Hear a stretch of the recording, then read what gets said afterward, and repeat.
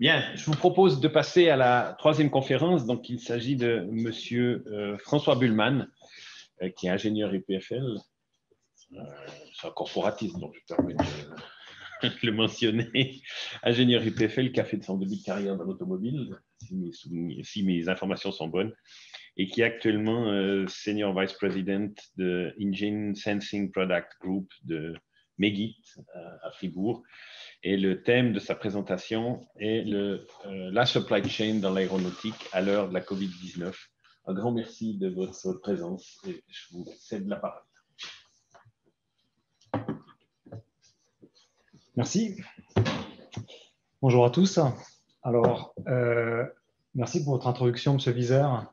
J'ai, dans votre introduction, plutôt au début de la conférence, vous avez parlé de trois mots qui me sont assez chers, Lean, Cash et SNOP. Donc, je vais essayer de les couvrir. Je n'avais pas prévu de couvrir ça dans la présentation, mais je vais essayer d'y revenir dans les quelques lignes, parce que je crois que dans le Covid, à l'heure actuelle, dans la période qu'on vit, c'est des mots qui sont extrêmement importants.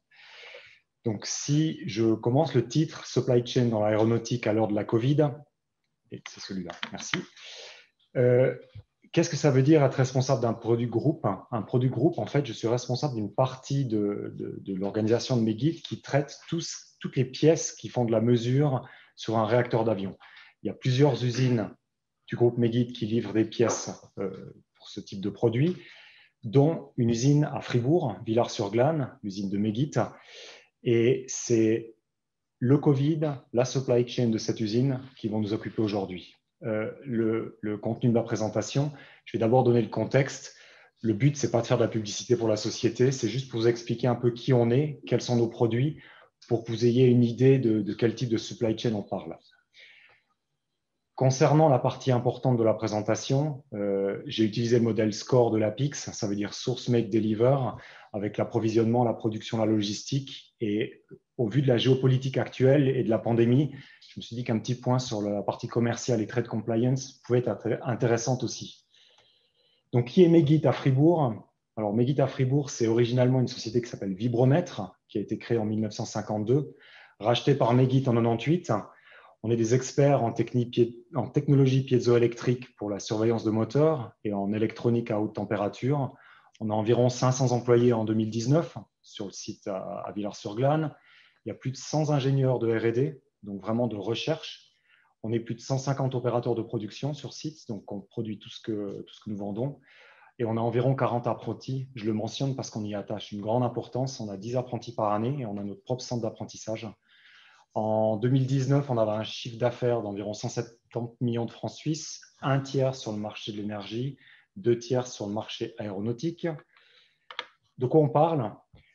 On livre des pièces donc pour la partie aéronautique, pour les moteurs, vraiment les moteurs qui sont sous les ailes des avions. Les clients qu'on livre, on parle de Rolls-Royce, General Electric, United Technologies. On livre aussi les avionneurs, Boeing, Airbus, Embraer, Pilatus, un peu tout le monde. Pour la partie énergie, on est toujours sur du moteur, mais dans l'énergie, ça s'appelle une turbine. Et nos équipements sont livrés sur ces turbines qui sont fabriquées par Siemens, Mitsubishi, Andritz. Et on est aussi sur de l'exploitation, donc par exemple l'usine de Biodron en Valais, côté de Vétro, qui utilise nos équipements. Les produits qu'on fabrique à Fribourg, on a deux types de produits. On est sur du capteur, donc on appelle ça des accéléromètres. On mesure de la pression et de la vibration.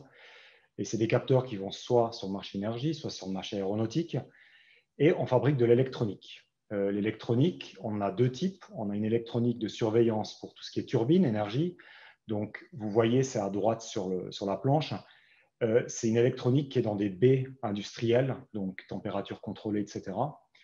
Et on a une autre électronique qui est une électronique d'aéronautique qui est sur le moteur en elle-même. Donc, enfin, les conditions d'utilisation sont assez contraignantes, on va dire. On doit supporter 15 G, des températures entre plus 150, moins 60 degrés, ce qui pour de l'électronique est assez compliqué. Donc, en fait, ce qui se passe, c'est que nos capteurs sont reliés à l'électronique et l'électronique donne des informations soit à l'opérateur, soit au pilote. Pour la petite histoire, bon, peut-être un peu moins maintenant, mais avant le Covid, tout le monde prenait l'avion régulièrement. Et à chaque fois que vous preniez l'avion, dès que ça vibre, ben, c'était des capteurs qui étaient faits à Fribourg et une électronique qui envoyait l'information au pilote pour dire qu'est-ce qu'il faut faire pour enlever ces vibrations. on équipe 97% de l'aviation civile, business et militaire dans le monde. Donc, assez impressionnant pour une usine basée en Suisse. C'est quoi la réalité du marché? Avant de rentrer dans le détail de la supply chain, au niveau de l'énergie, on est assez surpris, mais c'est un business qui est assez stable. On est en ligne avec notre budget 2020 qui a été fait fin 2019, donc c'est assez encourageant et c'est assez rassurant. Et c'est ça l'intérêt d'un site comme le site de Fribourg, où on a deux marchés, donc deux pieds sur lesquels danser, si vous me permettez l'expression. Et ça balance quand un marché va moins bien, l'autre va un peu mieux. L'énergie va bien, l'aéronautique, c'est beaucoup plus compliqué. Non seulement c'est compliqué au jour d'aujourd'hui, mais on a peu de perspectives de reprise à moyen terme. Le graphique que vous voyez là, c'est un graphique que j'ai pris de la IATA, qui est l'organisation fêtière de l'aéronautique basée à Genève. C'est disponible sur le site web. C'est juste une indication, c'est un indicateur assez important pour l'aéronautique, c'est le RPK, revenu par passager par kilomètre, qui est en lien direct avec le nombre de vols. Et en fait, vous voyez que dès que le Covid est apparu et les frontières se sont fermées, tout s'est écroulé, avec moins de 90% du trafic aérien. Ça reprend sur du trafic domestique, moins sur de l'intercontinental. Le site de Fribourg dépend principalement de l'intercontinental. Donc voilà, c'est un peu compliqué. Si maintenant je rentre dans le cœur de la présentation et je parle vraiment de la partie supply chain, je vais commencer par la partie source, donc la partie approvisionnement, achat. Je vous laisse lire les points, mais dans les grandes lignes, qu'est-ce qui s'est passé à partir de mars? La fermeture des frontières nous a quand même passablement impacté. On a eu pas mal de manquants dans la chaîne de fabrication.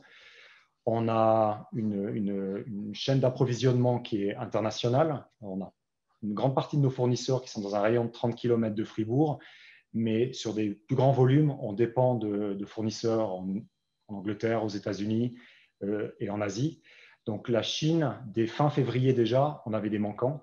Ensuite, il y a la Malaisie qui est arrivée, l'Inde qui a fermé. Ce qu'on a trouvé intéressant, c'est qu'on pouvait suivre l'évolution de la contamination et les réactions des différents gouvernements de la manière dont les fournisseurs fermaient. Quand l'Inde fermait, la Chine reprenait. Donc, c'était assez intéressant de voir ça. Durant l'été, on a récupéré tout ce qui était de livraison.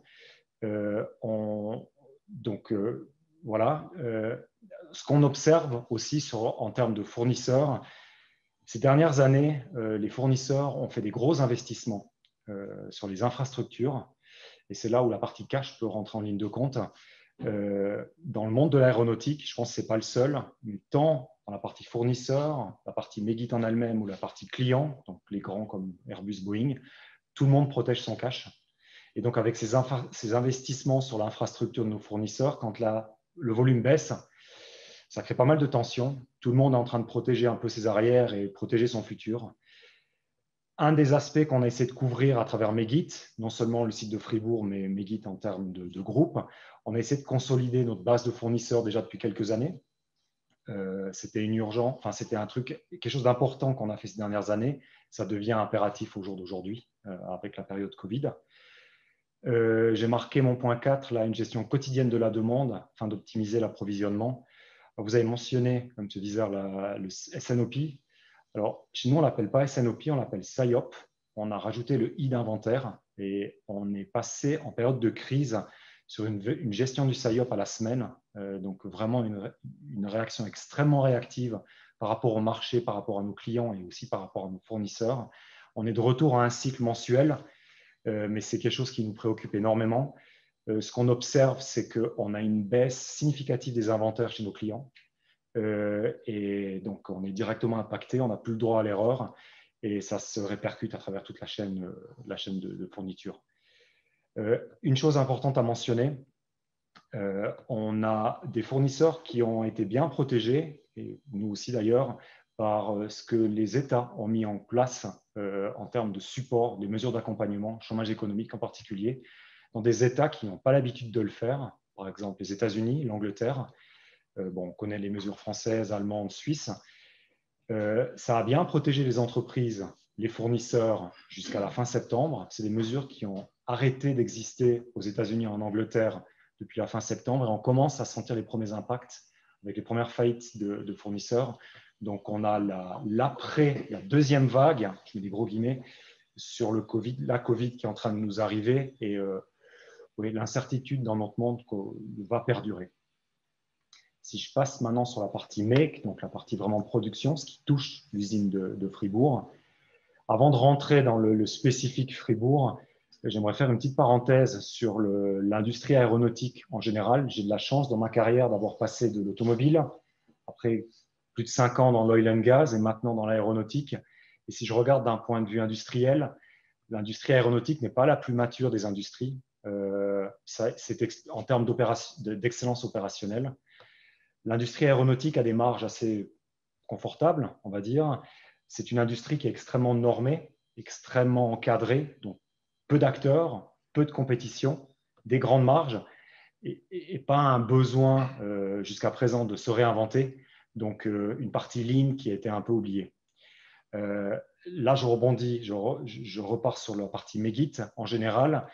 Megit, il y a 5 ans, est parti sur un objectif d'excellence opérationnelle et a mis en place un programme qui s'appelle le MPS, le Megit Production System, basé sur la méthode Toyota, Toyota Production System. Et depuis quelques années, Fribourg, un site assez discipliné, assez performant, a s'est lancé dans la dynamique. Je mélange l'anglais et le français, excusez-moi. Et donc, c'est lancé dans cette optique. Et grâce à ça, ça nous a permis de traverser sans trop d'encombre pour l'instant cette période un peu compliquée. Je rebondis maintenant sur la partie des mesures sanitaires à proprement parler du site. On ne savait pas à quoi on avait affaire lors de la pandémie. Donc, c'était quelque chose de nouveau. On ne pouvait pas se permettre de rater des livraisons. Donc, on a dû mettre en place différentes choses pour ne jamais arrêter nos lignes. Donc, on a séparé nos équipes. On leur a demandé de venir un peu plus tôt le matin, une autre équipe un peu plus tard le soir. On décontaminait littéralement les ateliers pour permettre d'avoir, si une équipe est mise en quarantaine, l'autre puisse continuer à produire. Parce que si nous ne produisons pas et si nous ne livrons pas nos clients, les avions ne décollent plus. On était à ce point-là. Donc, c'était une période assez intense. Mais grâce à l'énorme flexibilité de nos employés, tant dans les ateliers que dans les bureaux, et là, je rejoins Mme Jacquet et M. Odobardi dans leur présentation, enfin, les gens, la résilience des gens était assez extraordinaire et grâce à ça, on a réussi à passer cette période un peu compliquée. J'ai déjà parlé de l'inventaire. Je vais parler maintenant de la partie logistique à proprement parler. Donc là, on est sur la partie deliver. Juste pour vous situer où nous sommes, Megit Fribourg, avant la pandémie, donc on va dire en 2019, qui était une bonne année, on livrait environ 80 à 60 colis par jour. Pendant la pandémie, on était entre 80 et 0. Ça dépendait des jours et de l'ouverture des frontières. Et maintenant, on est entre 45 et 30 colis par jour. On livre 700 clients par année. Ça vous donne une idée du nombre, de la diversité des clients. 50% en FCA, 50% en DAP, 99% à l'export. J'aurais même été jusqu'à 99,9%. Voilà. Et on livre sur les 5 continents. Les défis en 2020, qu'est-ce qu'on a vécu? Alors, de par la valeur de nos produits et de leur taille, on parle au maximum d'une boîte à chaussures, pour donner un ordre d'idée de notre électronique. On utilisait régulièrement les vols passagers pour envoyer nos produits. Et comme ça ne volait plus, on ne pouvait plus utiliser ce type de vol. Donc, on s'est retrouvé à devoir réinventer notre manière de faire de la logistique. On a des coûts qui ont augmenté, des frais d'express qui ont augmenté d'au minimum 5%. On a eu pas mal de retard de livraison, ce qui nous a pas mal impacté. On a eu beaucoup de complications douanières, comme tout le monde, surtout quand on fait de l'export.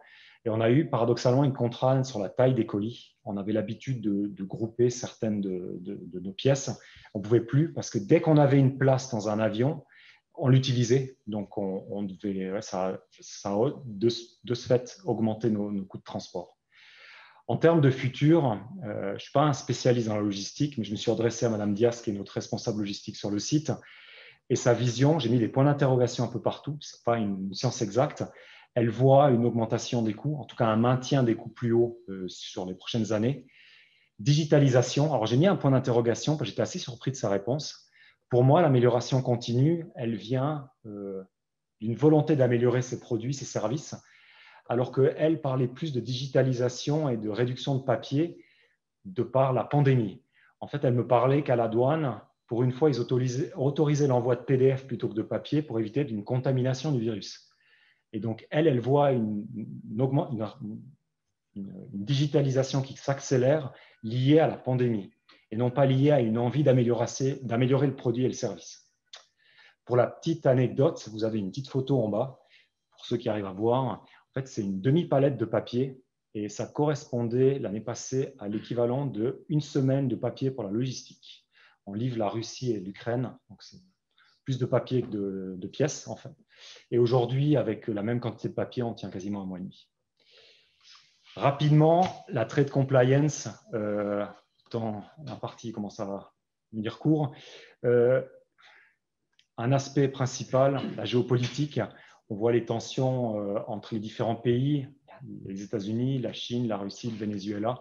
Ça a un impact sur le marché aéronautique. On parlait de cash. On a une visibilité moyenne sur la reprise du trafic aérien et de l'ouverture des frontières. Donc, on commence à avoir une frilosité un peu générale des banques sur le financement des avions et des achats d'avions.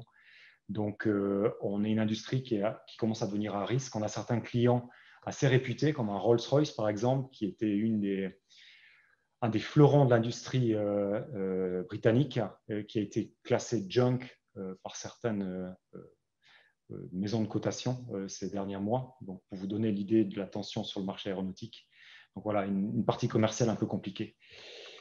Et pour résumer ce que je viens de vous dire, bref, peu de visibilité sur le futur dans l'aéronautique, un impact clair sur la supply chain avec un secteur aéronautique à tous les niveaux, que ce soit les clients, les fournisseurs qui cherchent à se protéger leur position de cash, des tensions géopolitiques qui ne sont pas là pour arranger nos affaires.